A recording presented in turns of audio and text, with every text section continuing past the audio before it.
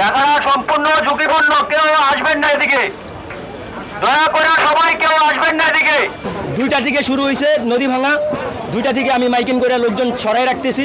জায়গাটা সম্পূর্ণ ঝুঁকিপূর্ণ, এজন্য লোকজন সবাইকে সরাই রাখতেছি। আর আমাদের পুলিশ ভাইরা তারা আসছে উদ্ধার করতে, তাদের কাজ তারা চালাচ্ছে। যে প্রশাসনিক লোক আসছে তাদের কাছে চাইছি দ্রুত ডাম্পিং, জিও ব্যাগ ডাম্পিংয়ের, কারণ যেভাবে ভাঙতেছে আমাদের এখানে 2-1 কিলো ভেঙে যাবে মুহূর্তের ভিতরে, কারণ বেলা 3টা থেকে যেভাবে ভাঙা শুরু করছে আমাদের প্রায় ঘরবাড়ি চলে গেছে, নদীর বিলীন হয়ে গেছে পুরা।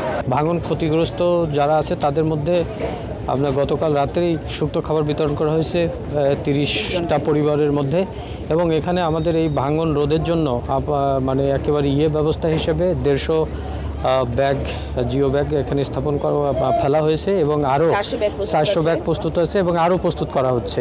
এবং আমরা মন্ত্রণালয় এবং সরকারের সাথে যোগাযোগ করছি যাতে এখানে স্থায়ী কোনো ব্যবস্থা করা যায়, এবং আমরা আরও ক্ষতিগ্রস্ত যারা তাদের মাঝে মানে টিন এবং হচ্ছে যে টিনের সঙ্গে আর্থিক সাহায্য প্রদানের ব্যবস্থা নেওয়া হয়েছে। আমরা এখনই তাদের তালিকা প্রস্তুত করা হচ্ছে দুর্যোগ ব্যবস্থাপনা অধিদপ্তরের মাধ্যমে, যাদের যাদের বাড়িঘর দোকানপাট ক্ষতিগ্রস্ত হচ্ছে তাদের তালিকাও করা হচ্ছে, এবং আরও ফার্দার যদি কোনো সহায়তা প্রয়োজন হয় যেগুলো আইন বিধির মধ্যে আছে আমরা সেগুলো অতি দ্রুত করার চেষ্টা করব।